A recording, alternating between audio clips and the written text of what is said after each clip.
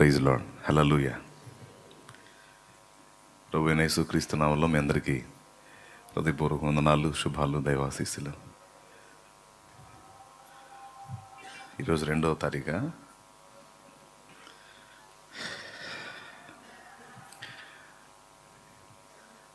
నేను మళ్ళీ టైం తీసుకుంటానని అనుకోవద్దు. 2వ ఆరాధన స్టార్ట్ అవుతుంది కనుక అప్పుడు మాట్లాడతాను. ఈ చిన్నవాడిని దేవుడు వాడుకున్నాడని నేను అనుకుంటున్నాను.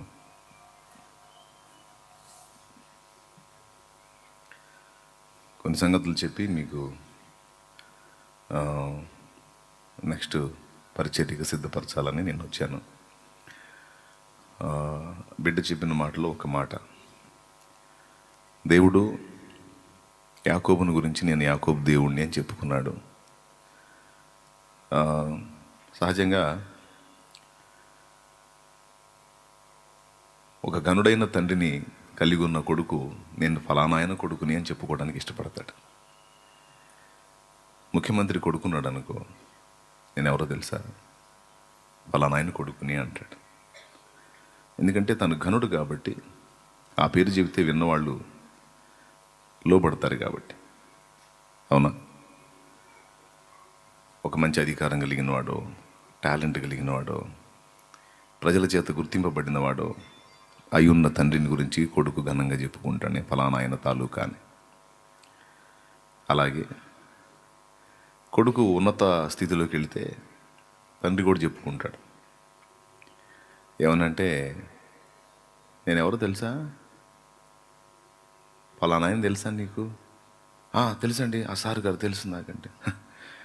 వాడు మా అబ్బాయే, నేను వాళ్ళ నాన్న అంటే. అవునా మో అని అవతల వాళ్ళు అనుకుంటారు. ఒక ఘనుడైన వ్యక్తిని గురించి ఒక సామాన్యుడు చెప్పుకోవటం మామూలు సంగతి.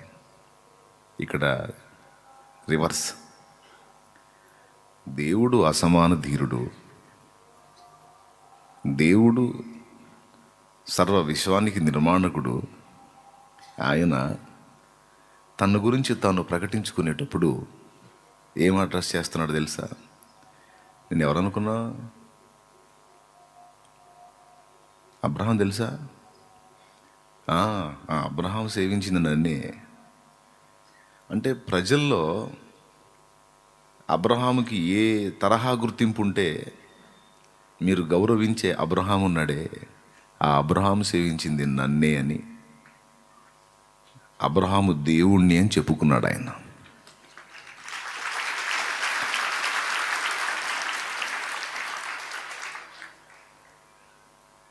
ఇస్సాకు తెలుసా? ఇస్సాకు మా పితరుడు ఘనుడు, అతడు సేవించింది కూడా నన్నే, నేను ఇస్సాకు దేవుణ్ణి. యాకోబు తెలుసా? మా పితరుడైన యాకోబు 12 గోత్రాలకు తండ్రి,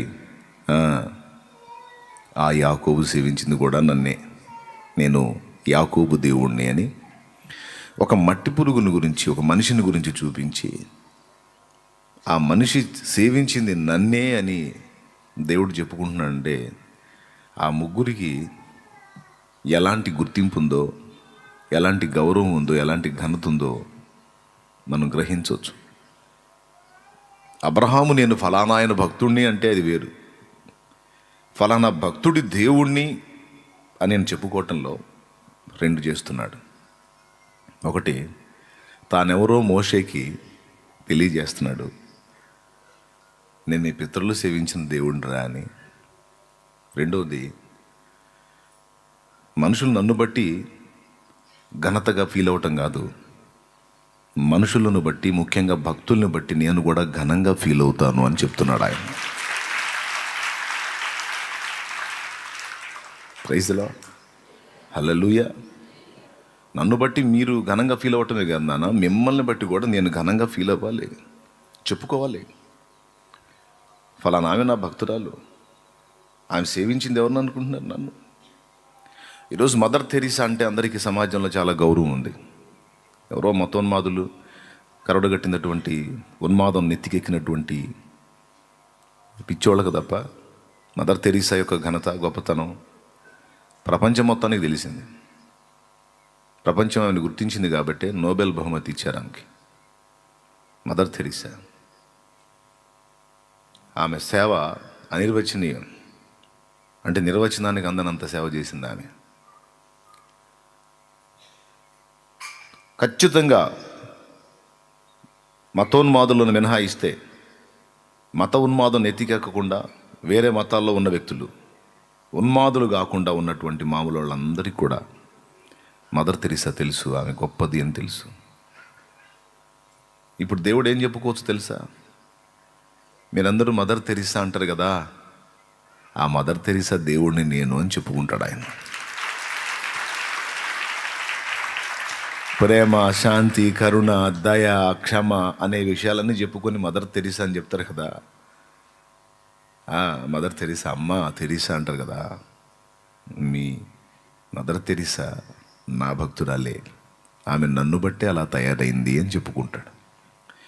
చూడండి, దేవుణ్ణి బట్టి మనం ఘనత ఫీల్ అవటం కాదు, మనల్ని బట్టి దేవుడు కూడా ఘనంగా ఫీల్ అయ్యే అవకాశాన్ని దేవునికి ఇద్దాం. ఇది పరిశుద్ధాత్మ స్వరం. రెండవది, చిన్నవాడు తీసుకున్న కోణం ఆయన నడిపింపులో ఒక మంచి మాట నాకు ఆదరణ కలిగింది. నేను రెడీ అవుతా ఉన్నాను. ఏంటంటే, దేవుడు గెలిచిన వాళ్ళని చూపించుకొని నేను గెలిచిన వాళ్ళ దేవుడిని అనే కాదు, ఓడిపోయిన వాళ్ళ దేవుడిని అని కూడా సాక్ష్యం ఇచ్చాడు. నిజంగా అండి, ఆ ఒక్క మాట కానీ బైబిల్లో లేకపోతే మనకు నిరీక్షణ ఉండేది కాదు. దేవుడు ఏం చెప్పాలి? ఇద్దరి పేర్లేమో మారిన పేర్లు చెప్పాడు, ఒకటి పేరేమో మారని పేరు చెప్పాడు. అబ్రాము దేవుడు అన్నాడా, అబ్రహాము దేవుడు అన్నాడా? అబ్రహాము అంటే మొదటి పేరా రెండో పేరా? మొదటి పేరు అబ్రాము, రెండో పేరు అబ్రహాం. ఇది దేవుడు పెట్టిన పేరు. ఇస్సాకు ఒకటే పేరు. కానీ యాకోబుకి కూడా పేరు మారింది, ఇశ్రాయేలు. కానీ ఇశ్రాయేల్ అని చెప్పలా, యాకోబు దేవుడిని అని చెప్పాడు. అబ్రహాముకు మారిన పేరు చెప్పి యాకోబుకి ఎందుకని పాత పేరే చెప్పాడు? మనం ఆలోచన చేస్తే మనకు అర్థమైపోయింది యాకోబుకి ఎందుకు పాత పేరు చెప్పాడంటే అక్కడే మనకు నిరీక్షణ ఇచ్చాడు. యాకోబుకు ఒకవేళ ఇశ్రాయేలు దేవుడను అని కానీ చెప్పినట్టయితే నీకు నాకు నిరీక్షణ ఉండేది కాదు. అంటే ఆత్మీయ జీవితంలో గెలుపు సాధించినటువంటి స్థితిలో ఉంటేనే నేను నీకు దేవుడినై ఉంటాను, నువ్వు పడతా లెగుస్తూ ఉంటే నేను నీకు దేవుడుగా ఉండను అన్నట్టు దేవుడు మాట్లాడినట్టయితే మనం బలి. కానీ దేవుడు యాకోబును చూపించి, ఇశ్రాయేలు కాదు మోసగాడు యాకోబు, అయినా నేను యాకోబు కూడా దేవుడిని, యాకోబుకు నా హృదయంలో స్థానం ఉంది అని ఒక నిరీక్షణ ఇచ్చాడు. మారు మనసు పొందడానికి అవకాశం ఇచ్చాడు. కింద పడ్డానని మొత్తుకుంటున్నా, నిన్ను నేను ప్రేమిస్తున్నానని, నేను నీకు దేవుడినై ఉన్నానని, నిన్ను లక్ష్య పెడుతున్నానని, నిన్ను గౌరవిస్తున్నానని, నీ మార్పును ఎదురు చూస్తున్నానని మొదలైనవన్నీ ఆ ఒక చిన్న మాటలో పొందుపరిచి మనకిచ్చాడు. నేను యాకోబు దేవుణ్ణి అనకపోతే మనకు దిక్కుండేది కాదు, ధైర్యమే ఉండేది కాదు. అందుకే ఇశ్రాయేలు దేవుణ్ణి అనకుండా యాకోబు దేవుణ్ణి అన్నాడు. మారిన వాళ్ళకే కాదు, మారడానికి ప్రయత్నిస్తున్న వారు, మారడానికి పోరాడుతున్న వారికి కూడా దేవుణ్ణి, వాళ్ళని గెలిపిస్తాను, వారిని ఇశ్రాయేలుగా చేస్తాను. హల్లెలూయా, హల్లెలూయా. నా హృదయం కదిలింది. చాలా మంచి సందేశం. అంటే మా అబ్బాయి చెప్పాడని ఏదో మెప్పుకోలుగా చెప్పుకోవడం కాదు, కానీ ఒక సందర్భంలో నాకు కన్నీళ్ళు వచ్చినాయి. ఏదేమైనా దేవుణ్ణి ఆపగలం, మనం దేవుణ్ణి ఆపగలం, దేవుణ్ణి ఆపి దేవుని ఆశీర్వాదాన్ని పొందగలం. యాకోబు అన్నీ ఫస్ట్ ఆశీర్వాదాలంటే మిగిలినవన్నీ అనుకున్నాడు. దేవుడు గాక మిగిలినవన్నీ అనుకున్నాడు. దేవుడు గాక దేవుడు ఇచ్చేవన్నీ ఆశీర్వాదాలు అనుకున్నాడు. తర్వాత దేవుడు ఇచ్చేవన్నీ పొందిన తర్వాత, అందులో ఉన్నదేందో ఎరిగిన తర్వాత అవన్నీ ఏరు దాటిచ్చి దేవుడే కదా నిజమైన ఆశీర్వాదం అని నాకు నువ్వు కావాలన్నాడు. నాకు నువ్వు కావాలి. సర్వకృపానిధివే సంపదల ఘనివి, సర్వకృపానిధివే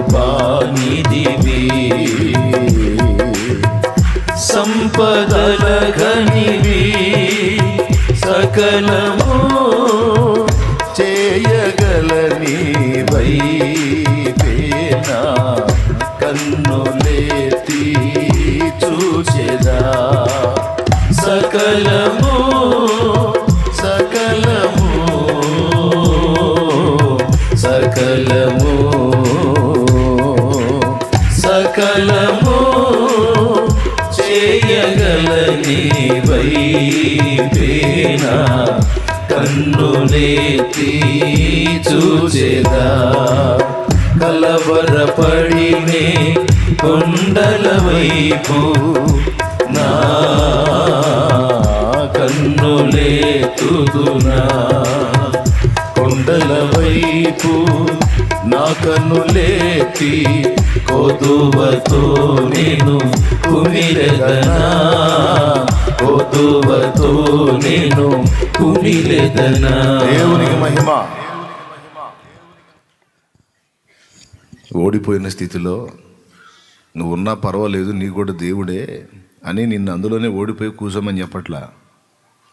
నువ్వు ఓడిపోయినా నేను నీకు తోడున్నాను. ఎందుకంటే ఆ ఓటమిలో కూర్చోబెట్టడానికి కాదు, నీ చేయి పట్టుకుని నిన్ను గెలుపులోకి తీసుకెళ్ళటానికని. నీ చేయి పట్టుకుని నిన్ను జయించిన జీవితంలో తీసుకెళ్ళటానికి నేను ఉన్నాను నీ ఎదుట. ఓటమిలో కూర్చోబెట్టడానికి కాదు. ఆయన ఆపొచ్చు మనం. యాకోబు గుర్తించాడు, దేవుడు ఇచ్చేవి కాదు, ఎప్పటికీ కోరదగ్గ శ్రేష్టమైన ఆశీర్వాదం, సర్వకృపానిధి సంపదలుగా నీ దేవుడే. ఆ ఒక్కడుంటే చాలు. ఆయన ఇచ్చేవాటితో బేరసారాలాడాను, ఆయన ఇచ్చి నా తృప్తిపరిస్తే నేను నీకు ఇస్తాను అని దేవునితో ఆడాను. ఇచ్చాడు. ఏమొరిగింది? మరణ భయం నన్ను తరుముతుంది, మనశ్శాంతి లేదు. అన్నీ ఉన్నా, అందరూ ఉన్నా ఆనందాన్ని అనుభవించలేకపోతున్నాను. నాకు అర్థమైపోయింది, నాకు ఇవన్నీ కాదు, నాకు ఆయన కావాలి. పోరాడాడు. అంతగా ఆశపడి అన్నీ వద్దనుకొని ఆయన కావాలని కోరుకుంటే ఇంకా ఆయన రాకుండా ఉంటాడా? యాకోబు ఎందుకు వాళ్ళందరినీ ఏరు దాటించాడో, ఒంటరిగా ఎందుకు మిగిలిపోయాడో దేవుడికి తెలుసు. ఆ టైం కోసం ఎదురు చూస్తున్నాడు. అనుకున్నట్లుగానే యాకోబు ఒంటరి అయ్యాడు. దేవుడు వచ్చాడు, వచ్చి కదిలించుకున్నాడు, పట్టుకున్నాడు. పెనుగులాడు జరిగింది. యాకోబు గుర్తించాడు, వచ్చింది దేవుడే అని. ఎంతసేపటికి గెలవలేకపోతున్నాడు.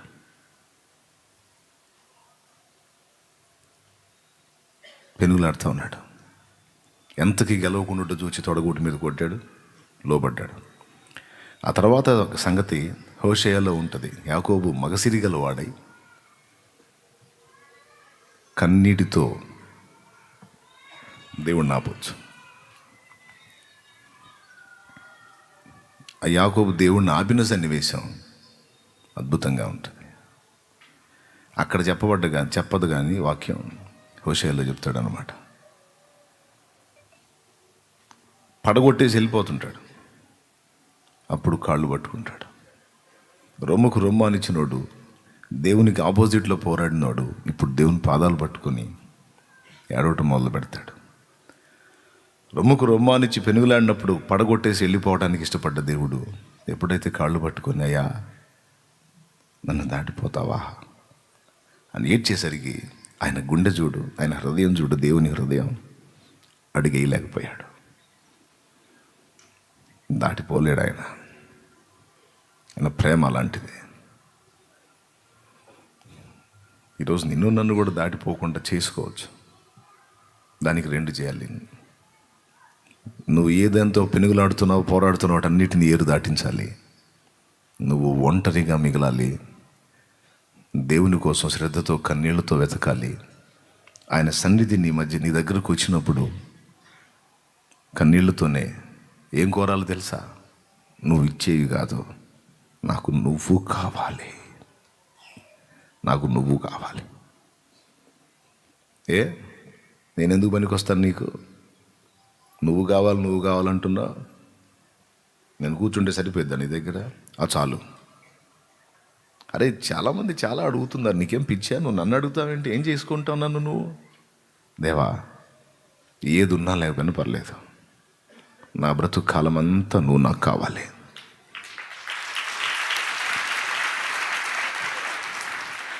ఓ భక్తుడు అన్నాడు, ఏం కోరి ప్రార్థన గదికి వెళ్తున్నావు? ఏం కోరి ఏడుస్తున్నావు? ఏం కోరి రొమ్ము కొట్టుకుంటున్నావు? ఏది అడగగోరుతున్నావు దేవుని సన్నిధికి వెళ్ళి? అందులో చెప్తాడు ఆయనే, ప్రశ్నించి జవాబు చెప్తాడు. దేవుడు ఇచ్చేవి కాదు, యేసు ఇచ్చేవి కాదు, యేసును కోరి వెళ్ళు ప్రార్థన గదికి అన్నాడు. యేసును కోరి వెళ్ళు, యేసును పొందుకో. ఆ ఒక్కడుంటే చాలు, అన్నీ నీకున్నట్టే అని. ఈరోజు ఆ మంచి మాట మనం తెలుసుకున్నాం. దేవునికి మహిమ. హల్లెలూయా. ఏకాంతంలో నేను దేవుని దగ్గరికి పోయి కూర్చున్నప్పుడు నేను కోరుకునేది అదే, నా కోరిక అదే, నా ఏడుపు అదే. ఏంటి? ఆయన ఇచ్చేవి ఇస్తాడు, ఇవ్వని ఇవ్వకపోని నాకు ఆయన కావాలి, ఆయన స్పర్శ కావాలి, ఆయన సాంగత్యం కావాలి, ఆయనలో ఆనందం కావాలి. మరి మీరేం ఆశిస్తారో నాకు తెలియదు. యేసయ్య దగ్గర కూర్చున్నప్పుడు మీరు అదే అడుగుతారా? యేసయ్య నువ్వు కావాలి, నిన్ను చూడాలని యేసయ్యా, నీ సేవ చెయ్యాలని ఆసయ్యా. నిన్ను చూడాలని యేసయ్యా, నీ సేవ చెయ్యాలని ఆసయ్యా. నా యౌవనమంతా యేసయ్యా, నీలో ఫలించాలని ఆశయ్యా. నీ పాదము చెంత నన్ను ఒదిగిపోని, నీ సేవలో నన్ను కరిగిపోని. నా హృదయమా నా యేసయ్యా, ఈ ఊపిరి నీదేనయ్యా. నా హృదయమా నా యేసయ్యా, ఈ ఊపిరి నీదేనయ్యా. నిన్ను చూడాలని యేసయ్యా, నీ సేవ చెయ్యాలని ఆసయ్యా. నా యౌవనమంతా యేసయ్యా, నీలో ఫలించాలని ఆసయ్యా. మనందరి ప్రార్థన ఇక నుంచి ఇదే అయి ఉంటున్నట్లు మనం జాగ్రత్తలు తీసుకుందాం. దేవా, నువ్వు ఇచ్చేయి, నీ చిత్తం ఇస్తే ఇస్తావా లేకపోతే లేదు. నాకు ఏది అవసరమో నువ్వు కాక ఎవరు చూసుకుంటారు? బాధ్యత గల తండ్రివి. చెప్పండి, దేవుడిని ఏమన్నాడు? నువ్వు బాధ్యత గల తండ్రి నేనా? మనుషులు మేమే మా బాధ్యతల విషయంలో ఎంత సీరియస్గా ఉన్నప్పుడు, బాధ్యత గల తండ్రివి నువ్వు, నాకేం కావాలో నీకు తెలియదా? నాకున్న బాధ్యతలు ఏంటో భారాలేంటో నీకు తెలియదా? తెలుసు. కాబట్టి నా బరువు బాధ్యతలన్నీ నువ్వే చూసుకుంటావు, నాకు అందులో డౌట్ లేదు. కానీ నాకు ఎప్పుడు నీ సాహచర్యం కావాలి తండ్రి. నీతో నేను సహవాసం చేయాలి, నీ సన్నిధి నాకు కావాలి. భార్యలు అనుకున్నాను కాదు, పిల్లలు అనుకున్నాను కాదు, దాసదాసి జనాంగం అనుకున్నాను కాదు, గుంపుల పశువులు అనుకున్నాను కాదు, వెండి బంగారాలు అనుకున్నాను కాదు, ఎడ్లు ఒంటెలు కాదు, అమ్మగారిల్లు అత్తగారిల్లు అనుకున్నాను, రెండూ కాదు. అటుపక్క నాకు మరణమే గాచుకుంది, ఇటుపక్క నాకు మరణమే గాచుకుంది. ఇప్పుడు నా కళ్ళ ముందు అన్నీ ఉన్నా, ఇది నేను అనుభవించే కండిషన్లో లేను. ఇంతోటి భాగ్యానికి వీటి కోసం ఎందుకు తండ్రి 40 ఏళ్ళు నా జీవితం అంతా ధారపోశాను. ఒక స్త్రీ కోసం 14 సంవత్సరాలు ఖర్చు పెట్టాను. ఆ స్త్రీని నాకు ఇచ్చినందుకు మరొక 7 ఏళ్ళు తిప్పలు పడి మొత్తం 21 సంవత్సరం ఒక స్త్రీ కోసం నా లైఫ్లో ఖర్చు అయిపోయింది. ఒక్క స్త్రీ కోసం. యాకోబు ఏడుపు, ఏం ఒరిగింది, ఏం సాధించాను? కాదు నైనా, నాకు నువ్వు కావాలి. అప్పటి నుంచి మీరు యాకోబు లైఫ్ గమనించండి. దుఃఖంతో, కన్నీళ్లతో, వేదంతో, పశ్చాత్తాపంతో యాకోబు డిఫరెంట్ షేడ్లో కనపడతాడు ఇక మనకి. అయితే ఒకప్పుడు దేవుడి విలువ తెలియదు, దేవుడిని జస్ట్ యూజ్ అండ్ త్రో అన్నట్టుగా చూశాడు. ఇప్పుడు దేవుడి విలువ తెలిసింది. దేవుడు తన ముందు ఉన్నప్పుడు ఇక ఏదీ పట్టలేదు యాకోబుకి. దేవుడు చాలు అనుకున్నాడు. ఈరోజు మనందరం ఇది గుర్తించి జాగ్రత్త పడదాం. ఆ యాకోబు ప్లేస్లో నువ్వు ఉన్నావు, నేనున్నాను. దేవుడు మనకు దేవుడు. రైట్. ఈ విషయాలన్నింటినీ మన హృదయంలో పరిశుద్ధాత్మ దేవుడు స్థిరపరచును గాక. ఈ నూతన సంవత్సర శుభారంభంలో ఈ మంచి మాటతో దేవుడు మనల్ని సంధించాడు. ఇకపోతే రెండో విషయం ఏంటంటే, నేను ఎందుకు మీకు చెప్పడానికి వచ్చానంటే, పరిచర్య ఇప్పటిదాకా జరిగింది ఒక ఎత్తు, ఇక ముందు దేవుడు తీసుకెళ్ళబోతుంది మరో ఎత్తు. ఫస్ట్ నుంచి ఈ విషయాలు అందించుకుంటూ వచ్చాను. చెప్పిన ప్రకారం అన్నీ చూసుకుంటూ వచ్చారు మీరు కూడా. ఎందుకు ఈ మాట చెప్తున్నానంటే, కఠినమైన వ్యతిరేక పరిస్థితుల్లో సైతం దేవుడు తన పనిని ఆపలేదు. గడిచిన సంవత్సరం కంటే కూడా, అంతకుముందు సంవత్సరం కంటే కూడా గడిచిన సంవత్సరంలో 2021లో కరోనా వలన ఎక్కువ మంది ఎఫెక్ట్ అయ్యారు. చాలా కష్టతరమైన పరిస్థితులు ఏర్పడ్డాయి. అయినా దేవుడు ఆత్మల రక్షణ కార్యాన్ని ఆపకుండా మునుపటి కంటే అధికమైన సంఖ్యలో ఆత్మల్ని, దాదాపు 3,300 కంటే 3,366 ఆత్మలు. అంటే నేను అనుకున్నాను ఈ సంవత్సరం తగ్గుతారేమో అని, కానీ తగ్గకపోగా ఇంకా దాదాపు 700 కంటే ఎక్కువ సంఖ్యలో ఆత్మల్ని అదనంగా రప్పించాడు. ప్రతి సంవత్సరం 2,000, 2,500 లోపు, ఈసారి 3,300 దాటిచ్చాడు. అంటే ఇక రాబోతున్న రోజుల్లో ఇంకా ఎక్కువ ఆత్మల్ని ఆయన రక్షణలోకి నడిపించబోతా ఉన్నాడు. ఇంకెక్కువ మంది దైవజనంలో లేకపోతా ఉన్నాడు. అంతేకాదు, ఇది కాదు పరిచర్య, నువ్వు నేను ఊహించనంత కార్యాన్ని దేవుడు జరిగించబోతా ఉన్నాడు. ఇది తథ్యం. హల్లెలూయా, హల్లెలూయా. అయితే ఆ పని దేవుడు జరిగించడానికి మనందరం నడుము కట్టాల్సి ఉంది. దేవుని కోసం నడుము కట్టిన ఒక భక్తుడు ఒక దేశాన్ని ప్రభావితం చేయగలిగాడు. స్కాట్లాండ్ దేశంలో ఉద్యమానికి దేవుడు ఎవరిని వాడుకున్నాడు? జాన్ నాక్స్ అనే దైవజనుని వాడుకున్నాడు. ఇంగ్లాండ్ దేశంలో ఉద్యమం కోసం దేవుడు ఎవరిని వాడుకున్నాడు? ఒక దీనురాలి కుమారుణ్ణి, సుసన్న వెస్లీ కుమారుణ్ణి, జాన్ వెస్లీని దేవుడు వాడుకున్నాడు. ఒక్కడే దేవుని కొరకు నేను నిలబడాలి, నడుం కట్టాలని ఒక్కడు పూనుకున్నందుకు ఒక దేశం మొత్తాన్ని దేవుడు ఉజ్జీవంతో నింపి పడేశాడు. మరి అట్లయితే ఇప్పుడెందుకు అట్లా ఉంది? ఇప్పుడెందుకు అలా ఉందంటే, మనం మర్చిపోకుండా గుర్తుపెట్టుకోవాలి, మనం మన తరం బాధ్యతను మొదట వహించి ఉండాల్సి ఉంది. మన తరందే మన బాధ్యత. ఏసన్న అన్నాడు, అన్న ఆయన తరం వారిని ప్రభావితం చేశాడు, తెలుగు ప్రజలందరినీ. పరభాష సంగతి నాకు తెలియదు, కానీ తెలుగు ప్రజల్లో చాలా వరకు, ముఖ్యంగా ఆంధ్రప్రదేశ్లో చాలా భాగాల వరకు, తెలంగాణలో కూడా కొన్ని ప్రాంతాలు, తమిళనాడు, కర్ణాటకలో కూడా మరికొన్ని ప్రాంతాలు తనకు తెలిసిన భాషతో దేవుని గురించి ప్రకటించి, దేవుని పాడి కీర్తించి మయంపరిచి, అవకాశం ఉన్న చోటాల బాప్తిస్మాలు ఇచ్చి చాలామంది ప్రజల్ని ప్రభావితం చేశాడు. సహోదరులు భక్త సింగ్ గారు తన తరంలో నడుము కట్టి, తన తరములో ఉన్నటువంటి వారందరినీ, అనేక మందిని, లక్షలాది మందిని ప్రభావితం చేసి ప్రభు దగ్గరికి చేరాడు. ఫస్ట్ మన లెక్క, మన బాధ్యత మన తరములో ఉన్న వాళ్ళందరిది. తర్వాత దేవుడు అవకాశం ఇస్తే తరువాతి తరాన్ని కూడా మనం ప్రభావితం, సండే స్కూల్ ద్వారా మరో తరాన్ని ప్రభావితం చేస్తాం. అమెరికా అయినా, ఇంగ్లాండ్ అయినా, స్కాట్లాండ్ అయినా, మరి ఏ దేశాలైనా అప్పుడు అంతగా ఉజ్జీవంతో మండి ఇప్పుడు ఎందుకు అవి చల్లారిపోయినాయి అంటే, ఇప్పుడు యోసేపును ఎరగని తరం ఒకటి వచ్చింది అన్నట్టు, దేవుని ఎరగని తరం ఒకటి వచ్చింది అన్నట్టు, యోసేపును ఎరగని రాజు వచ్చాడు అన్నట్టు, ఇప్పుడు దేవుని ఎరగని వ్యక్తులు ప్రస్తుత తరంలో ఉండొచ్చు. అందువల్ల అది బలహీనపడి ఉండొచ్చు.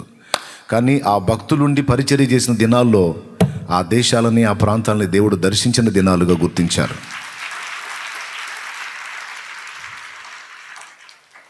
మన తరంలో మనం వదిలిపెట్టడానికి వీల్లేదు. ఎంతవరకు దేవుడు అవకాశం ఇస్తాడో అంతవరకు దూసుకెళ్లాల్సిందే. ఎంతవరకు మనకు బ్రతకనిస్తాడో అంతవరకు దేవుని కొరకు తీవ్రమైన ప్రచండమైన వేగంతో దూసుకెళ్లాల్సిందే. వెనకడుగు వేయటానికి లేదు. సైతానుగాడు నడుములు విరగొట్టడానికి ఎంతో ప్రయత్నం చేస్తున్నాడు. అన్ని రకాలుగా, మానసికంగా, శారీరకంగా, స్పిరిచువల్గా అన్ని విధాల కృంగదీయటానికి వాడు చాలా కుట్ర చేస్తున్నాడు. కానీ అన్నిటినీ తట్టుకొని ఆ నిరాశలో, నిరుత్సాహాలు, కృంగుబాట్లని ఊబిల్లో నుంచి బయటకు వచ్చి నా వంతు నేను దేవుని కొరకు నిలబడటానికి ఆరాటపడతా ఉన్నాను. ఇప్పుడు నేను మీకెందుకు చెప్తున్నానంటే, మీలో ఎక్కువ మంది పరిచారకులు ఉన్నారు కాబట్టి మీకు చెప్తున్నాను. నేను సిద్ధపడటం ఎంత ముఖ్యమో, నాతో పాటు సమాజాన్ని ప్రభావితం చేయడానికి మీరు కూడా మళ్ళీ పునఃప్రతిష్ఠ చేసుకుని సిద్ధపడటం అంతే అవసరం. కాబట్టి మీతో ఈ మాటలు పంచుకుంటా ఉన్నాను. నేను కాదు, మనం నడుం కట్టాలి. హల్లెలూయా, హల్లెలూయా. మనం నడుం కట్టాలి. దేవుని కొరకు ఒక మనుష్యుడు, దేవుని కొరకు ఒక కుటుంబం, దేవుని కొరకు ఒక చిన్న గుంపు నడుం కడితే ఆ చిన్న గుంపును వాడుకొనే దేవుడు తన బలమైన కార్యాలు జరిగిస్తాడు అనడానికి ఈ పరిచర్య ఒక నిదర్శనం. ఒక చిన్న గుంపు, ఒక చిన్న కుటుంబం, ఆ చిన్న కుటుంబంలో ఒక్కడు దేవుని కొరకు బ్రతకాలి, దేవుని చిత్తం చేయాలి. ఈ ఒకడు ఒక కుటుంబాన్ని ప్రభావితం చేస్తే, ఆ కుటుంబం ఒక చిన్న గుంపును ప్రభావితం చేస్తే, మొత్తం కలిసి సమాజంలో అనేక వ్యక్తుల్ని ప్రభావితం చేయడానికి మార్గం ఏర్పడింది. 1,000,000 మైళ్ళ దూరమైనా ఒక్క అడుగుతోనే ప్రారంభమైంది అంటారు. 1,000,000 మైళ్ళ దూరం ప్రయాణమైనా ఒక్క అడుగుతోనే స్టార్ట్ అవ్వాలి అంటారు. కాబట్టి పాత సాంగ్ ఉంది, హెబ్రోన్ పాట. వారిలో ఒంటరి అయిన వాడు 10,000 ఎన్నిక లేనివాడు బలమైనట్టి జనం. వారిలో ఒంటరి అయి, అంతే. కొంచెం జాగ్రత్తగా పాడుకోవాలి ఈ పాట. వారిలో ఒంటరి అయినా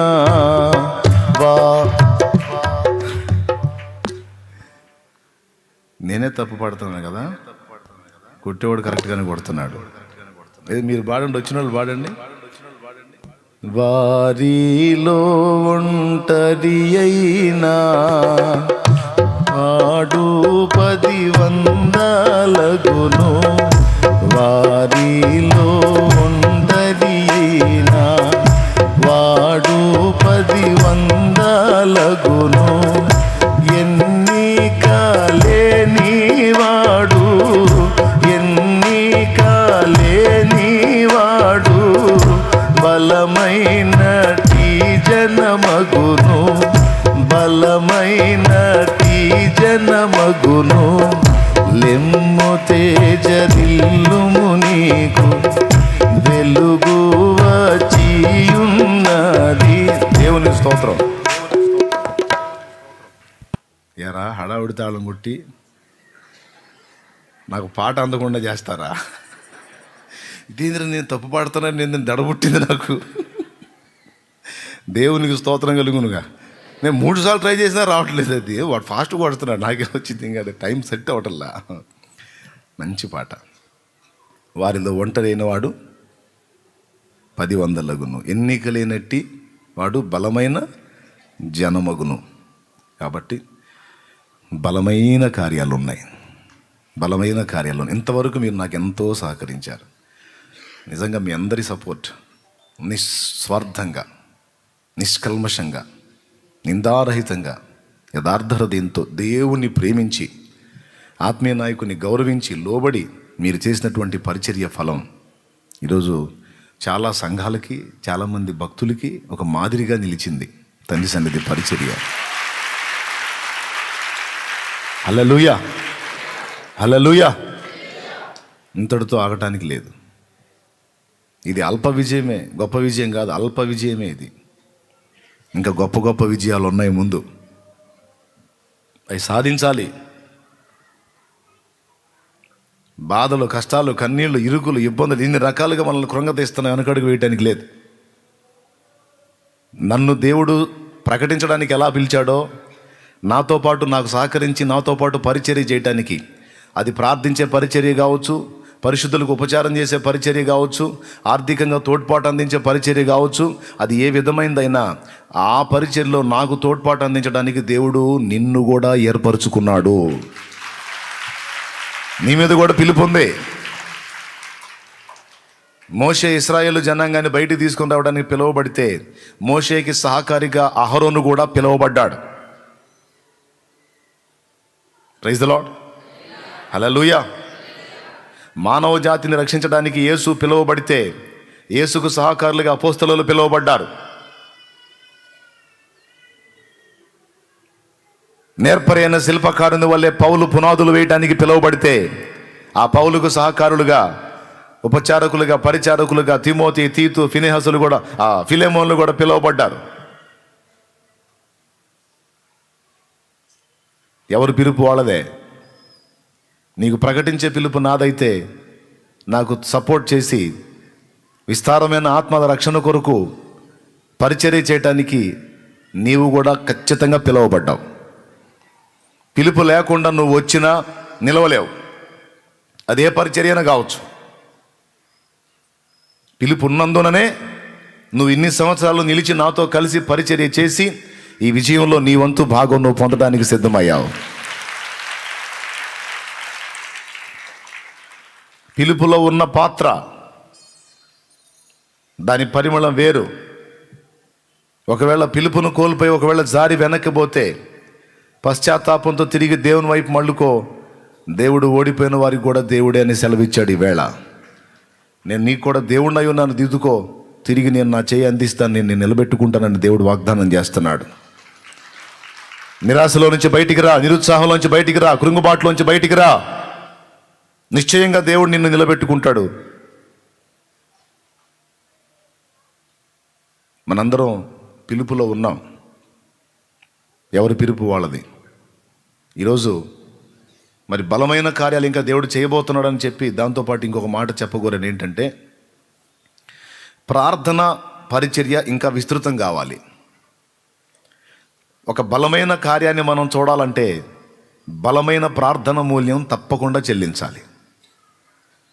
ఎంత చెట్టుకు అంత గాలి, ఎంత పిండికి అంతే రొట్టె అన్నట్టు సంఘములో ప్రార్థనా మూల్యం ఏమాత్రం చెల్లించబడిద్దో ఫలాలు ఆ మాత్రమే ఉంటాయి. కనుక ప్రార్థించేటువంటి పరిచర్యల్లో కొంచెం మార్పు రావాలి. ప్రతి ఉదయం తెల్లవారుజామున 5 గంటలకి ఒక సమూహం ప్రార్థన చేయటం జరుగుతుంది సన్నిధిలో. అలాగే మధ్యాహ్నం వేళ ఒక చిన్న గుంపు ప్రార్థన చేస్తూ ఉన్నారు. సాయంత్రం వేళ మరో చిన్న గుంపు ప్రార్థన చేస్తూ ఉన్నారు. ఒక రోజులో ఒక 3 గుంపులు ప్రార్థన చేస్తూ ఉన్నారు. ఎక్కువ మంది ప్రార్థించేది తెల్లవారుజామున. ఈ మధ్యలో మధ్యాహ్నం వేళ ఏదో కొద్దిమంది ఉన్నవాళ్ళు కలిసి ప్రార్థన చేస్తూ ఉన్నారు. అట్లా కాకుండా ఈ ప్రార్థించేటువంటి పరిచర్యలో కొంచెం మార్పులు జరగాల్సి ఉంది. మళ్ళా కొంతమంది ఈ ప్రార్థనా పరిచర్య కొరకు ప్రతిష్ఠించుకోవాల్సి ఉంది. ముఖ్యంగా ఈ మాట చెప్పాలని వచ్చాను నేను. మన ప్రార్థనా అనుభవాల్లో కొంచెం మార్పులు రావాలి. కాస్త వయసు పెద్దదైనటువంటి తల్లులు ఉన్నారు. అలాగే మరి కుటుంబ బాధ్యతల విషయంలో కొద్దిగా అవకాశం ఉన్నటువంటి వ్యక్తులు ఉన్నారు. వయసు పెద్దదైనటువంటి తల్లులు ఉన్నారు. వాళ్ళ మీద ఏ బరువు బాధ్యతలు లేవు, ఫ్రీగా ఉన్నారు. అలాంటి వాళ్ళు సమర్పణలోకి రావాలి. ఇదే పిలుపు. అలాంటి వాళ్ళు కనీసం ఇకనైనా నడుం గట్టి ఇక ఈ శేష జీవితాన్ని దేవుని పరిచర్యలో అన్నాయను ప్రవక్తిని వలె ప్రార్థించుటయందు, ప్రార్థన సేవ చేయడానికి, దేవాలయమును విడువక మొరపెట్టడానికి కొంతమంది పెద్ద తల్లులు ముందుకు రావాలని ఈరోజు నేను పిలుపునిస్తా ఉన్నాను. నువ్వు చేయాల్సిన బాధ్యతలన్నీ అయిపోయినాయి. దేవుడు నీకు ఫ్రీడమ్ ఇచ్చాడు, ప్రశాంతత ఇచ్చాడు. ఇంటికాడు కూర్చోవచ్చు. కూర్చుంటే ముసలమ్మలు చేసేది ముసలమ్మ ముచ్చట్లే. ఎందుకు పనికిరాని పనికిమాలిన పాపాన్ని అంటించేటువంటి పనికిమాలిన ముచ్చట్లు తప్ప ఏ ప్రయోజనం ఉండదు. కాబట్టి వయసు మళ్ళినటువంటి వాళ్ళు ఇంకా ఎంతకాలం జీవితమో తెలియదు. కాబట్టి ఉన్నంత శేష జీవితంలో దేవుని కొరకు పని చేయడానికి, ముఖ్యంగా ప్రార్థనా సేవలో ఈ పరిచర్యలో సహకారం అందించడానికి కొంతమంది తల్లులు నడుం గట్టి ముందుకు రావాలి. అలాగే కాస్త బరువు బాధ్యతలు లేని స్థితిలో ఉన్నవాళ్ళు, 40 ఏళ్లకు పైబడి ఉన్నటువంటి వ్యక్తులు, భర్తను కోల్పోయి విధవరాండ్రగా ఉన్నటువంటి వాళ్ళు, సన్నిధిలో నేను ఆశ్రయం పొంది ప్రార్థనా సేవలో నేను కూడా పాలు పంపులు పొందాలనుకుంటున్నాను అనే ఆలోచన కలిగిన వాళ్ళు ఎవరైనా ఆశపడుతూ ఉంటే వాళ్ళు కూడా ఇదే ఆహ్వానం. నీకు కావాల్సిన ఆహారం, నీకు కావాల్సిన వస్త్రం సన్నిధే చూసుకుంటుంది. దేవుని సన్నిధిని కాచుకున్నావు కనుక దేవుడే నీకు అన్నీ ఇస్తాడు. నువ్వు చేయాల్సింది దేవుని సన్నిధిలో ఏదైనా ఉపచారం ఉంటే చేయటం, లేకపోతే దేవుని సన్నిధిలో ప్రార్థన సేవలో గడపటం.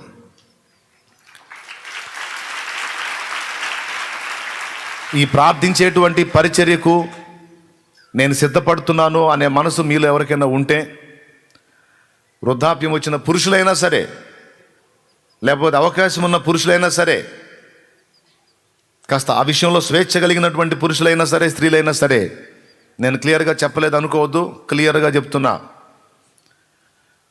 మీరు మీ గృహాల దగ్గరికి వెళ్ళి వచ్చినా పర్వాలేదు, లేకపోతే సన్నిధిలోనే నేనుండి ఇట్లా ప్రార్థనలో గడపాలనుకుంటున్నానంటే అట్లా కూడా పర్వాలేదు. కానీ ప్రార్థించే ఒక గుంపును నేను కలిగి ఉండాలని ఆశపడుతున్నాను. ప్రార్థించే ఒక గుంపును. ఓ భక్తుడు అన్నాడు, ప్రార్థించే ఒక గుంపుని నాకివ్వండి, ఆ దేశం సంగతి నేను చూస్తాను అన్నాడు. ఆ ఊరు, ఆ రాష్ట్రం, ఆ పల్లె, ఆ పట్టణం, ఆ ప్రాంతం కాదు, మొండిగా ప్రార్థించే ఒక చిన్న గుంపును నాకు ఇవ్వండి, ఆ దేశం సంగతి నేను చూస్తాను అన్నాడు. అంటే ప్రార్థన ఎంత శక్తివంతమైందో ఆ వ్యక్తి గుర్తించి ఆ మాట అన్నాడు. భాష రాని వ్యక్తి, తెలుగు, తమిళ్, కన్నడ, మలయాళం ఏమీ రాదు సహోదరులు భక్త సింగ్ గారికి, ఓన్లీ ఇంగ్లీష్. పంజాబీయుడు, పంజాబ్ సిక్కు మతస్థుడు, కానీ తన భాష ఎరగని ప్రాంతాల్లో వందలాది వేలాది సంఘాలు కట్టడానికి దేవుడు ఆయన వాడుకున్నాడు. రహస్యం ఏంటో తెలుసా? ప్రార్థన, ప్రార్థన, ప్రార్థన, ప్రార్థన, ప్రార్థన. అడుగేస్తే ప్రార్థన, అడుగు తీస్తే ప్రార్థన. ఏది చేసినా మోకాళ్ళే, ఏది చేసినా మోకాళ్ళే. విచిత్రం చెప్పాలంటే ఆయన రెస్ట్ తీసుకునేది కూడా ప్రార్థనలోనే. ఆఖరికి నిద్రపోయేది కూడా. ఎందుకంటే మనం నిద్రపోవాలంటే బాడీ అంతా చక్కగా దానికి ఏ ఇబ్బంది లేకుండా బొబ్బో పెట్టి నిద్రపుచ్చుతాం. అట్లే కదా, ఆయన మోకాళ్ళ మీదే తన జీవితం అంతా అలా ప్రార్థనలో ప్రార్థనలో ప్రార్థనలో ప్రార్థనలో ఖర్చు పెట్టేశాడు. ప్రార్థన, ప్రకటన, ప్రార్థన, ప్రకటన, రెండు మాటలు. అపోస్తల కార్యాలు 6లో పరిశుద్ధులు చెప్పిన మాట తీసుకున్నాడు. మేము ప్రార్థించుట యందును వాక్యము ప్రకటించుట యందును ఎడతెగక ఉండాలి. ఆ 2 మాటలు తీసుకున్నాడు. హెబ్రోన్ సంఘం గొప్పతనం ఎక్కువ ప్రార్థనా జీవితాన్ని కలిగి ఉండటం. ఆ మహనీయుడు వెళ్ళి చాలా సంవత్సరాలు అయిపోయింది, కానీ పరిచర్య జరుగుతూనే ఉంది. ఆ పని ఆగలేదు, ఆగదు కూడా రాకడ వరకు. ఇప్పుడు ఎంతమంది అయితే ప్రఖ్యాతిగాంచిన భక్తులు ఉన్నారో, దేవుని కృపలో వాడబడ్డ శక్తివంతమైన పాత్రలు ఉన్నారో, మొత్తం ప్రార్థన పరులే. ఏసన్న గారు ఉన్నాడు, చక్కగా వాక్యం చెబుతాడు, పాటలు పాడతాడు అనుకుంటారు, ప్రార్థన పరుడు ఆయన. తెల్లవారుజాము 4 లేచి ప్రతి సేవకుడు ప్రార్థన చేయాలని రూల్ పెట్టాడు. స్తోత్ర ప్రార్థన చేయాలి. పని కట్టుకొని చెక్ చేసుకునేవాడు అంట. వెళ్ళి ఎక్కడన్నా ఏ సంఘం దగ్గరన్నా దైవజనుడు లేచి తెల్లవారుజాము ప్రార్థనలో ఆ సప్పుడు వినపడకపోతే సైలెంట్గా వచ్చి ఆ వ్యక్తిని పిలిపిస్తాడంట. నువ్వు అక్కడ పనికిరావు, ఇంకొకటి పంపిస్తాను కానీ నువ్వు ఇక్కడ ఉండి అంటాడు. ఎందుకనంటే నేను మొన్న తారీఖు వచ్చానరా, నువ్వు స్తోత్ర ప్రార్థన చేయట్లేదు, గురకబెట్టి నిద్రపోతున్నట్టున్నావు, ఇంత మెళుకు లేకుండా ఇంత సోమరిగా ఉంటే నువ్వెట్ట కాపాడతావురా సంఘాన్ని, నువ్వు పనికిరావు, నువ్వు మెయిన్ బ్రాంచ్కి రా, నేను ఇంకొకరిని పంపిస్తాను అక్కడ. ప్రార్థించడంలో మెళకువ లేకపోతే, ప్రార్థన విషయంలో నువ్వు పట్టుదల కలిగి ఉండకపోతే, సోమరివై ఉంటే, నిద్రబోతువై ఉంటే, తిండిబోతువై ఉంటే, పండిబోతువై ఉంటే, నువ్వు నీ చేతికి ఒక మందను అప్పగిస్తే నాశనం చేస్తావురా, నువ్వు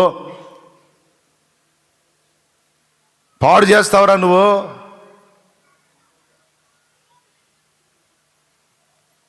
తిండిపోతుంది, పండుబోతుంది, నిద్రపోతుంది, సోమరిపోతుంది కాదు సంఘం. శ్రమ పడేవాడిది, ప్రార్థించేవాడిది, పెనుగులాడేవాడిది, పోరాడేవాడిది. ప్రార్థన పరుడు. ప్రార్థన లేకుండా నేను చెప్తున్నా, నీ పాటలు కాదు, నీ మాటలు కాదు, నీ హడావుళ్ళు కాదు, ఎలా అంటోడైనా సరే వాడబడ్డాడు అంటే నేను చెప్తున్నా, నీకేవో లోపాలు కనబడితే కనపడి ఉండొచ్చు కాక, కానీ ఖచ్చితంగా ఒక వ్యక్తిని దేవుడు నిలబెట్టి వాడాడంటే ప్రార్థన ముందు ఆ వ్యక్తి జీవితంలో ఖచ్చితంగా ఉండి ఉంటుంది. దాని విలువది.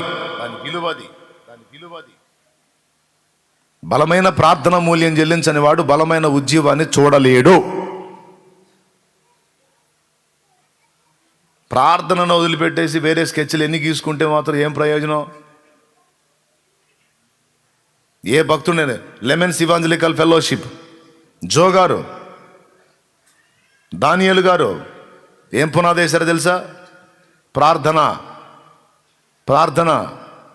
వాళ్ళ ప్రసంగాలు వినండి, తీయని లాలన్న మాటలు ఉండవు, అయినప్పటికీ అనేక మందిని ప్రభావితం చేయగలిగారు, అనేక సంఘాలు కట్టగలిగారు. ఎట్లనో తెలుసా? కూటమి అయిపోగానే సంఘంలో బైబిల్ పెట్టి పరిగెత్తుకొని పారిపోరు. అయిపోయింది సోత్రం అనుకుంటా పోరు, కూర్చుంటారు. దేవుడు ఏం మాట్లాడాడు ఆ మాటలను ఎత్తిపట్టి మోకాళ్ళు నీ కన్నీరు గార్చి ప్రార్థన చేసి పెనుగులాడుతూ ఉంటారు. నేను ఆ సన్నివేశాలు చూడటానికి పోతా. బైబిల్ మిషన్, వందలాది సంఘాలు, వేలాది సంఘాలు కట్టబడ్డ బైబిల్ మిషన్ వ్యవస్థాపకుడు దేవదాస్ గారు, ముంగమూరి దేవదాసయ్య గారు ప్రార్థనాపరుడు. ఎవరైనా ఖాళీగా తిరుగుతా కనపడితే కోప్పడతాడు. ఎందుకు ఖాళీగా తిరుగుతున్నావు అబ్బాయి, ఎందుకు ఖాళీగా తిరుగుతున్నావు అబ్బాయి? మోకాళ్ళు నీ కనిపెట్టవోయ్, మోకాళ్ళు నీ కనిపెట్టు, ప్రభు దర్శిస్తాడంటాడు. ఏది నాణ్యమో, ఏది శ్రేష్టమో, ఏది ముఖ్యమో దాన్ని గుర్తుపట్టారు కనుకనే చరిత్ర సృష్టించారు, చరిత్ర పుటలో నిలిచారు, ప్రభు రాజ్యానికి చేరారు. వందలాది, వేలాది, లక్షలాది ఆత్మల్ని ప్రభావితం చేయగలిగారు. ప్రార్థన.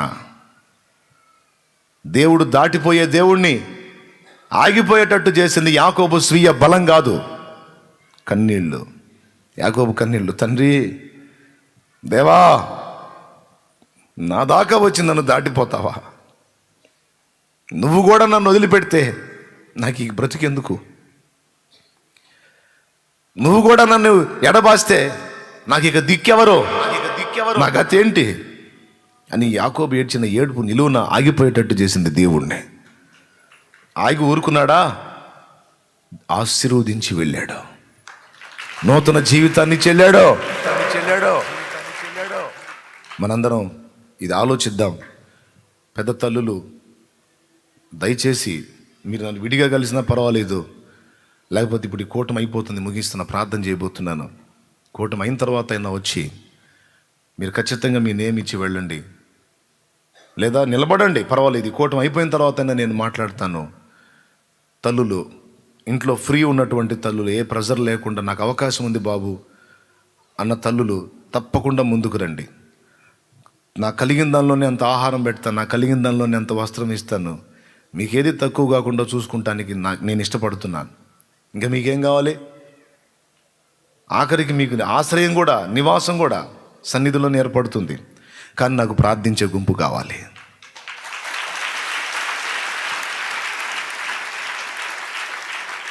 నాకు ప్రార్థించే గుంపు కావాలి, గోజాడే గుంపు కావాలి, దేవుని బలమైన కార్యాలు చూడాలని ఆశపడుతున్నాను. ఆ బలమైన కార్యాలను చూపగలిగే బలహీనమైనటువంటి వ్యక్తులు కావాలి. బలహీనమైన వ్యక్తులు కావాలి నాకు. ఎవరు సిద్ధంగా ఉన్నారో కూటమైనాక ముందుకు రండి. భర్తను కోల్పోయిన విధవరాండ్రు, ఆదరణ లేక పోషణ లేక ఇబ్బంది పడుతున్న వాళ్ళు ఎవరైనా ఉంటే ఖచ్చితంగా ఏదో ఒక భాగంలో ప్రార్థన గుంపులో ఏదో ఒక పార్ట్లో మీరు కూడా ఏకీభవించి ప్రార్థన సేవలో ఉండొచ్చు. సన్నిధి నుంచి ఎంతో కొంత నీకు మేలు జరుగుద్ది. కానీ ప్రార్థించాలి. ఏమీ చెయ్యకుండా ఉన్నటువంటి వ్యక్తులకు సైతం సన్నిధిలో నుంచి ఆహారం ఉంది. ఎంతోమంది వచ్చి సహాయం పొందుకొని వెళ్తూ ఉన్నారు. ఏం చేశారు? ఏం చేయకపోయినా ఎంతోమంది బీదల్ని, దీనుల్ని, ఆదరణ లేని వాళ్ళని సన్నిధి నుంచి వాళ్ళకి హెల్ప్ ఇచ్చి ఆదుకుంటా ఉన్నాం కదా. సన్నిధిలో పరిచర్య చేసే వాళ్ళకి ఆహారం కొదువైద్దా? అందులో ప్రార్థనా సేవ చేసే వాళ్ళకి ఆహారం కొదువైద్దా? నో. అన్న ఇంతమందికి చేయాలంటే మరి ఎట్లా చేస్తామంటే, మీరు ప్రార్థన చేయండి, ఆకాశాన్ని కదిలిస్తాడు ఎంతమందికైనా.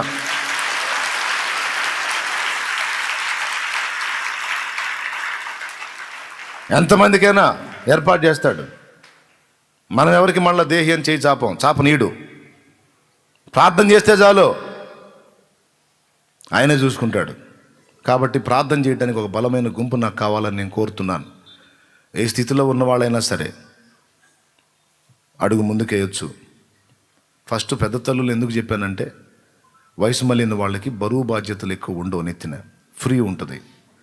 ఇంటికాడు కూర్చొని ఆ కొడుకుని గల్దించుకొని, ఆ కోడల్ని గల్దించుకొని, ఈ మనవాడిని గల్దించుకొని, ఈ మనవరాల్ని గల్దించుకొని, వాళ్ళ చేత తిట్లు, వీళ్ళ చేత తండ్రులు, వాళ్ళ చేత దెబ్బలు, నువ్వు సావుకొచ్చావు, నువ్వు బతకొచ్చావు, ఈ చండాలం అంత ఎందుకు? అబ్బాయి నా బాధ్యతలన్నీ నెరవేర్చాను, ఇక నాకు విశ్రాంతి ఇవ్వండిరా, నాకు ఇక సెలవు ఇవ్వండి, నేను ఇక పోయి కనీసం ఈ శేష జీవితమైనా ఇక నేను ఇక ఈ గొడవ లేకుండా ఆ సమర్పణ చేసుకొని ఇక నా ప్రభువులో నా జీవితం తెల్లార్చుకుంటాను రా, ప్రార్థించే సేవలో ఉంటాను, నాకు అవకాశం ఇవ్వండి అని సెలవు పుచ్చుకొని కుటుంబ బాధ్యతలు నెరవేర్చారు కదా. ఇక రాజీనామా ఇచ్చేయండి ఆ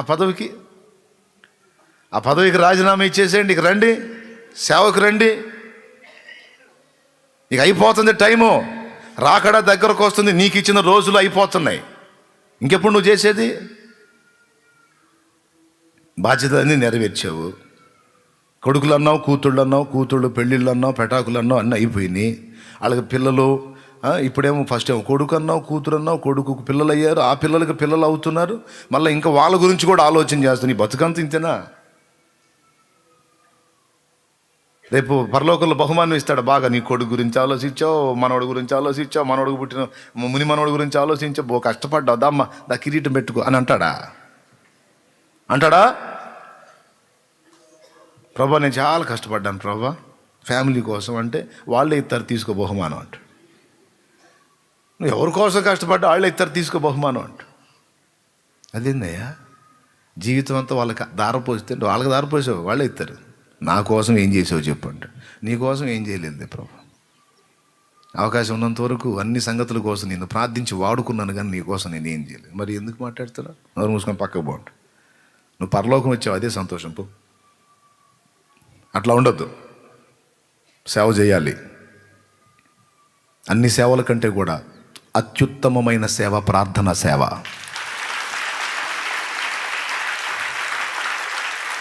నా మాట విని కనీసం మీ చెవులు తెరవబడి దేవుడు మీతో ఎప్పత్తా అని పలుకునుగాక.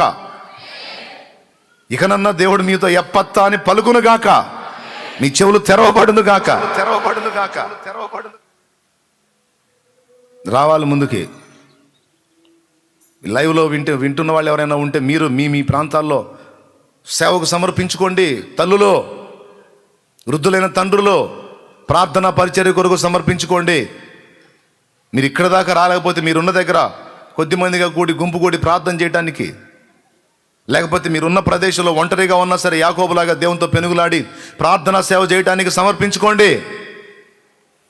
ప్రతిష్ఠ చేసుకోండి. నడుము కట్టండి. మీరు ఎక్కడో ఉండి ప్రార్థన చేస్తారు, దేవుడు తన కార్యాలను ప్రపంచమంతటా జరిగిస్తాడు. హల్లెలూయా. ఈ విషయాలను దయచేసి సీరియస్గా తీసుకొని మీరు ఆలోచన చేయండి. ఇంకా ఆలోచన చేసేది ఏముంది అన్నయ్య, నాయనా, కుమారుడా, ఇంకా ఆలోచన చేసేది ఏముంది? నువ్వు చెప్పింది నిజమే కాబట్టి ఇక టైం పోనీను. ఇక ఎంతవరకు బతుకునిస్తాడో తెలియదు. ఇప్పటిదాకా అవయవాలన్నీ బాగున్నాయి, ఇంక ఏది రిపేర్ వచ్చిందో తెలియదు. రిపేర్ వస్తే మళ్ళీ రికవర్ అవ్వటానికి కూడా ఇంకా శక్తి ఉండదు. కాబట్టి ఏ రిపేర్స్ గురి కాకముందే, ఏ బలహీనతలు గురి కాకముందే ఈ శేషాన్ని ప్రభువులో ఖర్చు పెట్టేస్తాలనుకుంటున్నాను. అంటే నాకు కావాలి బలహీనులైన తల్లులు కావాలి, బలహీనులైనటువంటి తండ్రులు కావాలి. ముసలాళ్లే చాలు నాకు. కాస్త శక్తి కలిగిన వాళ్ళు, ఇంకా కొంచెం ప్రాయంలో ఉన్నవాళ్ళు ఎవరైనా వస్తే స్తోత్రం, రండి. కొంతమందికి 40-50 సంవత్సరాల లోపళ్ళు అంత తేలిగ్గా రారు. బలవంతులు కదా, కాస్త శక్తి ఉంటుంది కదా, రారు. అందుకే బలహీనమైన వాళ్ళనే కోరుకుంటున్నా. బాబు నేను సిద్ధంగా ఉన్నానంటే రా.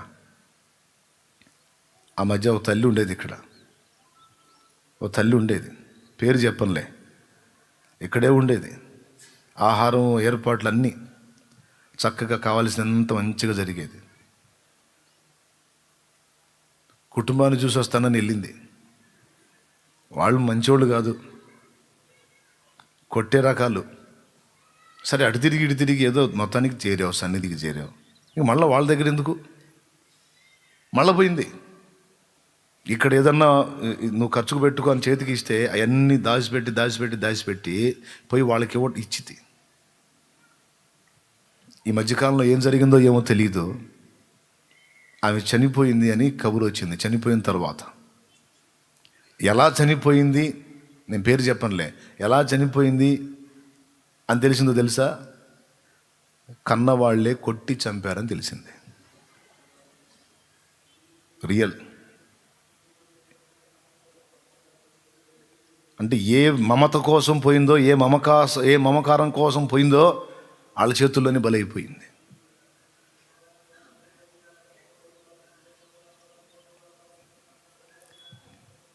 కుటుంబాన్ని వదిలేయమని చెప్పట్లా నేను. దేవుడు ఇచ్చిన అవకాశాన్ని పోగొట్టుకొని దేవుని సన్నిధిని నిర్లక్ష్యం చేసి పిచ్చి పని చేస్తే ఎలాంటి పరిస్థితికి వెళ్ళిపోయిందో చూడండి. మీ బిడ్డలు అలాంటి వాళ్ళని నేను అనుకోవట్లేదు. మీ పిల్లలు మంచి వాళ్ళు అయి ఉండొచ్చు, నిన్ను బంగారం ప్రాణంకి ఒక ఎత్తుగా చూసుకునే వాళ్ళు అయి ఉండొచ్చు, మంచిదే. కానీ అయిపోయింది, ఇక బాధ్యతలు అయిపోయినాయి కదా, ఇక రా చాలు. కానీ ఇంక రా, సేవకురా, ఈ శేషం అన్న దేవుని కోసం ఖర్చు పెట్టు, రైట్, అయిపోయింది. అలా తీర్మానించుకున్నటువంటి తల్లులు వస్తే వాళ్ళందరికీ ఆ ప్రార్థనా సమయం, ప్రార్థనా విధానం దేనికోసం చేయాలో మొత్తం నేను చెప్తా. అంతేకాదు సన్నిధిలో ఇంకా కాస్త శక్తి కలిగిన తల్లులు ఎవరైనా ఉంటే, నేను ఇంకా ఏదైనా పరిచర్య కూడా చేయాలనుకున్నా అంటే చేద్దు గందా. విధవరాండ్రైన బిడ్డలు, ఆదరణ లేకుండా ఉన్న బిడ్డలు కూడా దేవుని పనిలోకి ఎంటర్ అవ్వచ్చు, ప్రార్థనా పరిచర్యలోకి ఎంటర్ అవ్వచ్చు. అలాగే కుటుంబ బాధ్యతలు నెరవేర్చుకుంటున్న వాళ్ళు సైతం ఈ నూతన సంవత్సరం నుంచి రోజులో ఏ టైంలో నీ గ్యాప్ వస్తుందో, పురుషులు స్త్రీలు అందరికీ చెప్తున్నా, రోజులో ఒక టైం, అది పొద్దున, మధ్యాహ్నం, సాయంత్రమా, తెల్లవారుజామున, మధ్యరాత్రి నాకు తెలియదు, నీకు ఎప్పుడు టైం కుదిరితే అప్పుడు నువ్వు ప్రార్థన చేయటానికి రావాలి. సమీపస్తులందరూ కూడా చెప్తున్నాను, సమీపంలో ఉన్న వాళ్ళందరికీ చెప్తున్నాను, ఖచ్చితంగా కొంత టైంని, కనీసం వారంలో ఒక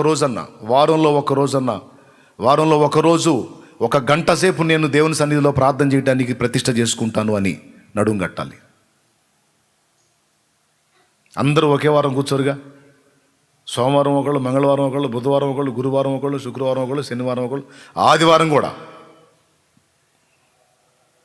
ప్రార్థనలు జరుగుతూ ఉంటే కొంతమంది ప్రార్థన చేయొచ్చు. 2 ప్రార్థనలు అయిపోయిన తర్వాత కూడా కొంతమంది సాయంత్రం పూట వచ్చి ప్రార్థనలు గడపచ్చు. కానీ రోజులు వేస్ట్ చేయొద్దు. రాకడ దగ్గరకు వస్తుంది, టైం దగ్గరకు వస్తుంది, రోజులు వేస్ట్ చేయొద్దు. యవనస్తులు అంటారు, యువకుల మొత్తానికి ఆహ్వానం. దేవుడు ఈ మాటల్ని మన హృదయంలో నిలుపునుగాక. ఒక బలమైన ప్రార్థన సన్నిధిలో నాకు కనబడిన నాడు, ఒక బలమైన ప్రార్థనను మీరు సన్నిధిలో నాకు చూపగలిగితే, బలమైన కార్యాలు ఎలాగుంటాయో దేవుని బట్టి నేను మీకు చూపించగలుగుతా. Praise the lord. ఏం చెప్తున్నాను నేను, మీరు చెప్పండి. సన్నిధిలో ఒక బలమైన ప్రార్థన నాకు చూపగలిగితే మీరు, ఇక బలమైన దేవుని కార్యాలు ఎలాగుంటాయో దేవుని బట్టి నేను మీకు చూపిస్తా. Amen, amen, amen. ఇంతకాలం మీరు పరిచర్య చేశారు, ప్రార్థించారు, పరిచర్య చేశారు. ఏ సంవత్సరానికి ఆ సంవత్సరం మీకు దేవుడు ఎంత కార్యం చేశాడో చూపిస్తా వచ్చాను. ఇక రాబోతున్న రోజులు ఇంకా బలమైన కార్యాలు దేవుడు చేయబోనుకున్నాడు. అందుకే ఈ మాటలు చెప్పిస్తున్నాడు నా చేత. కాబట్టి మీరందరూ నడుం కట్టాలని ప్రేమతో ఆహ్వానిస్తూ ఉన్నాను. పరిచర్య ఆల్రెడీ చేస్తూ ఉన్నారు. ఇక దాని గురించి నేను మీకేం చెప్పాల్సిన అవసరం లేదు. నేను చెప్పినా చెప్పకపోయినా, నేను వద్దన్నా మీరు ఆగేదేం లేదు, వచ్చి చేస్తానే ఉంటారు. కాకపోతే ఇప్పుడు నడుం కట్టాల్సింది స్పెషల్గా ప్రార్థన కొరకు. ఇలాగ దేవుని కొరకు నేను ఒక మాట చెప్తా, చివరిలో ముగిస్తాను. ఎందుకంటే రెండో ఆరాధన స్టార్ట్ అవ్వాలి కాబట్టి, ఇప్పటికి లేట్ అయింది కాబట్టి. నువ్వు దేవుని కొరకు ఎప్పుడైతే ఆ కుటుంబ బాధ్యతలన్నీ పక్కన పెట్టేసి, పెద్ద వయసు కాబట్టి ఇక నువ్వు దేవుని కొరకు ఎప్పుడైతే అందుబాటులోకి వచ్చేసావో, నువ్వు ఉంటే వాళ్ళని ఎంత మాత్రం కాపాడుతావో నాకు తెలియదు. కానీ నువ్వు దేవునితో కనుక ఉంటే వాళ్ళందరి బాధ్యతలు ఆశీర్వాదకరంగా దేవుడు మార్చేస్తాడు. నువ్వు వాళ్ళతో ఉండి ఈ అబ్బాయి అట్లా, ఆ అమ్మాయి ఇట్లా, ఈ అమ్మాయి బతుకు బాగుపడలేదు, ఆ అబ్బాయి బతుకు బాగుపడలేదు, ఈ కూతురు ఇట్లా, మనోడు ఇట్లా, ఈ మనోరాలు ఇట్లా, నువ్వు ఊరికే ఆళ్ళ మొఖాలు చూసుకొని ఏడుచుకుంటా మొత్తుకుంటా వేస్ట్.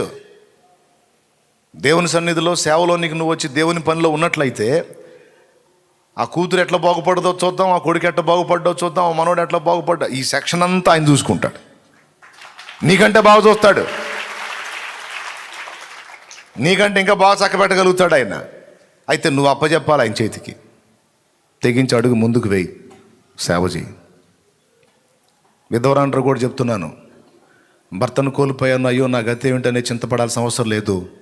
సన్నిధిలో నీకు పరిచర్య దొరుకుతుంది, పట్టెడు అన్నం దొరుకుతుంది, వస్త్రం దొరుకుతుంది, నీ బిడ్డలకు అంత ఆదరణ దొరుకుతుంది. ఏం భయపడాల్సిన అవసరం లేదు. హల్లెలూయా. అయితే నాకు ఒక్కటే, ప్రార్థన కావాలి. ఏం కావాలి? ప్రార్థన కావాలి. అన్నీ ఆయన చూసుకుంటాడు. ఈ మాట మీకు నచ్చితే ఇప్పుడు ప్రేయర్ చేయండి. అనేక మందిలోకి తీర్మానం రావాలి, అనేక మంది ముందుకు రావాలి. లేండి, పైకి లేచి నిలబడండి.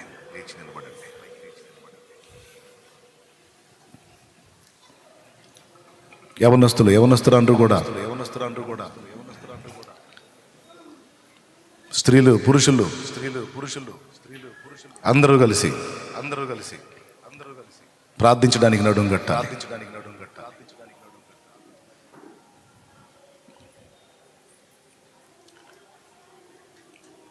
ఈరోజు మనం ప్రార్థన చేద్దాం. ఒక చిన్న ప్రార్థన చేసుకుని ముగించుకుందాం. ప్రభువా, నీ దాసుని ద్వారా నువ్వు అందించిన మాటలన్నిటి కొరకు వందనాలు.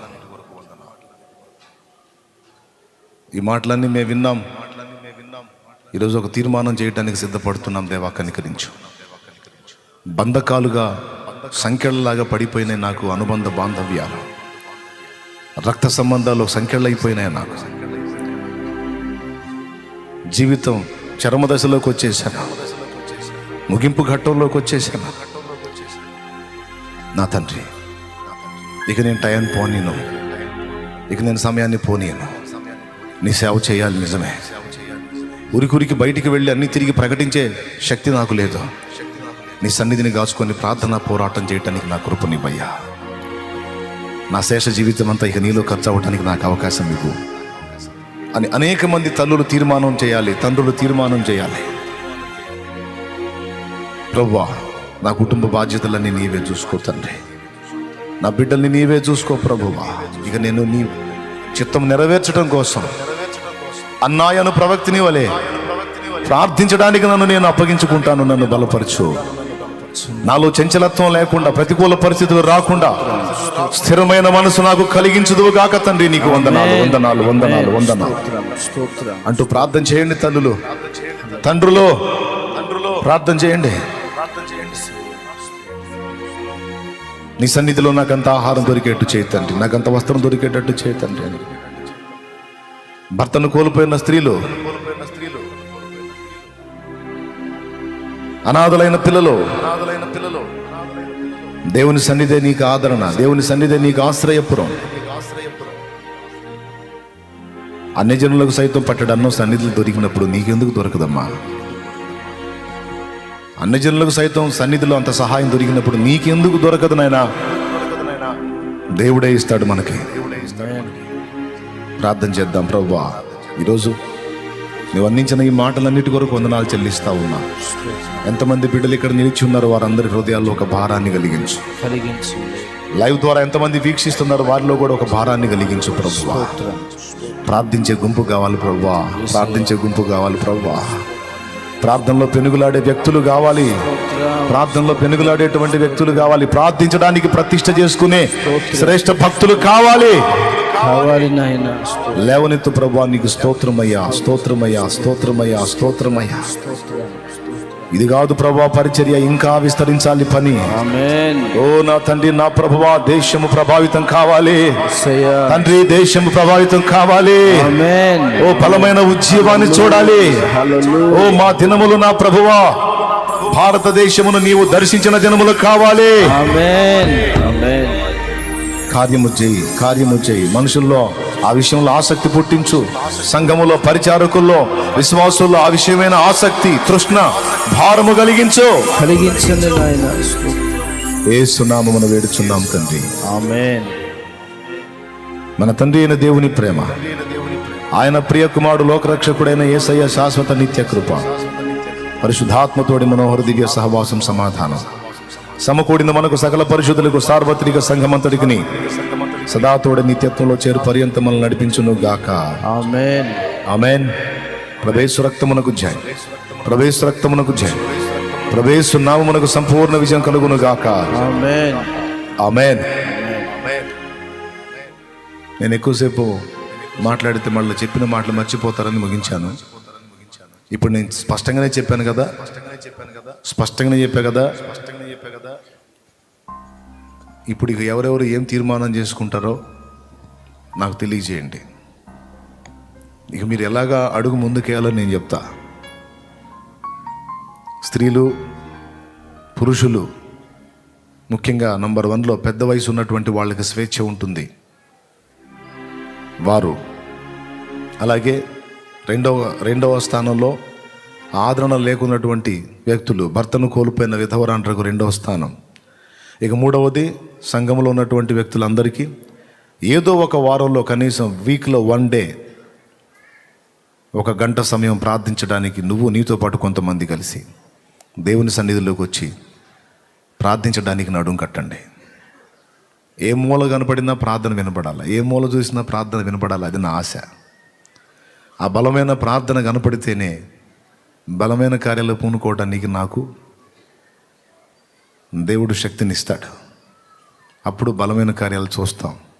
కాబట్టి ఇది మర్చిపోకుండా మీరు దాటి అవతలికి వెళ్ళిన తర్వాత మళ్ళీ లోక వ్యవహారం అంతా వచ్చి ఈ మాటలు పోతాయి, పోనీయొద్దు. ఆలోచించి ఒక స్థిర తీర్మానానికి వచ్చి ముందుకు వేయండి అడుగు. నేను కనిపెడతాను ఎవరెవరు స్పందిస్తారో, ఎవరెవరు ఎలాగ ముందుకు వస్తారో చూస్తాను. కృప మనకు తోడై ఉండును గాక. ఆమేన్. అందరికీ వందనాలు. తర్వాత అది చెప్తాను, నెక్స్ట్ వీక్ చెప్తాను. అది అక్కడ స్థలం మీటింగ్స్ కోసం సిద్ధపరిచిన తర్వాత చెప్తాను నేను. రైట్.